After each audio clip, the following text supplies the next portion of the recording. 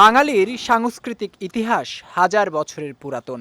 অবিভক্ত ভারতবর্ষের নালন্দা, পাহাড়পুর, ওয়ারী বটেশ্বর, মহাস্থানগড় সহ অসংখ্য বৌদ্ধবিহার সেই ইতিহাসের সাক্ষ্য দিচ্ছে আজও। যুগে যুগে এইসব বৌদ্ধ বিহারগুলোতে জ্ঞান অর্জনের জন্য এসেছেন অনেক ভিনদেশি পর্যটক, যার মধ্যে চীনা পর্যটক ফা হিয়েনসাং এর নাম উল্লেখযোগ্য। তবে ঔপনিবেশিক শাসন ও বিদেশি আক্রমণের শিকার হয়ে ধ্বংসপ্রাপ্ত হয়েছে উপমহাদেশের অনেক নিদর্শন, যার মধ্যে একটি নওগাঁর হলুদ বিহার। জেলার বদলগাছি উপজেলার বিশালবাড়ি ইউনিয়নের এক প্রান্তে নিভৃতে মাথা উঁচু করে কালের সাক্ষী হিসেবে দাঁড়িয়ে আছে দ্বীপ আকৃতির হলুদ বিহার। ইতিহাস ও প্রাচীন ঐতিহ্যের এই নিদর্শনটি প্রত্নতত্ত্ববিদদের আকৃষ্ট করে প্রতিনিয়ত। হলুদ বিহারে পুরাতন ইট, ভাঙা মৃৎ ও প্রস্তর শিল্পের বিভিন্ন নিদর্শনের সন্ধান মেলার পর ১৯৭৬ সালে এটিকে সংরক্ষিত করা হয়। বিহারটিকে নেওয়া হয় বাংলাদেশ প্রত্নতত্ত্ব বিভাগের অধীনে। ১৯৮৪ সালে বাংলাদেশ প্রত্নতত্ত্ব বিভাগ এখানে খনন কাজ শুরু করে।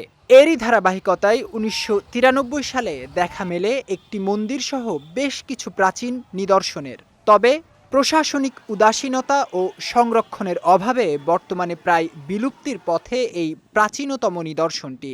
এমন অবস্থায় বিহারটির দ্রুত সংস্কারের দাবি এলাকাবাসীর। হলুদ বিহার বৌদ্ধ বিহার এটা ঐতিহ্যবাহী জায়গা, বহুদিন থেকে এখানে সংরক্ষণ করার অভাবে এই অবস্থা। বিশেষ করে ঈদের মৌসুমে পয়লা বৈশাখ আরও বিভিন্ন সময়ে আমাদের এখানে অনেক দেশ বিদেশ থেকে অনেক দূর আসে। মানুষজনের এই আবর্জনা, ময়লা আবর্জনা ফেলাতে এই জায়গাটা একটু দিনে দিনে নোংরা হয়ে যাচ্ছে। সংগ্রহ করে এটা চতুর্দিকে ঘিরে যদি একটা বাউন্ডারি করে ভালো করে রাখা যায়, তাহলে লোকজন আসে, এটা একটা একটা সৌন্দর্য, আমাদের এই গ্রামের সৌন্দর্য এবং এলাকার সৌন্দর্য।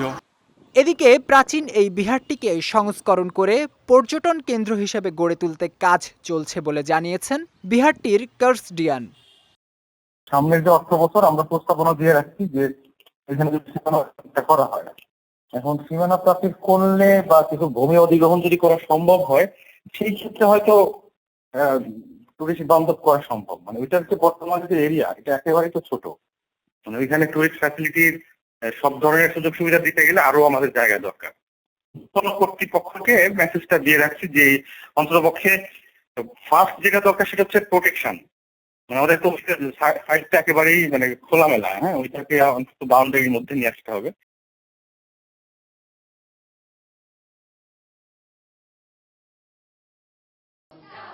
হয়তো আজও হলুদ বিহারের প্রস্তরখণ্ডে কান পাতলে শোনা যায় চর্যাপদের গান। মুরাঙ্গপুচ্ছ পরিহিত শবরীর নৃত্যের ঝঙ্কার হয়তো এখনও প্রতিধ্বনিত হয় প্রাচীন এই স্থাপত্যটিতে।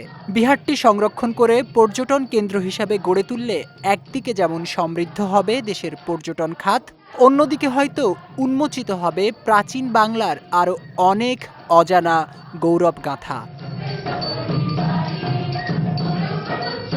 বিজয় টিভি নিউজ ডেস্ক।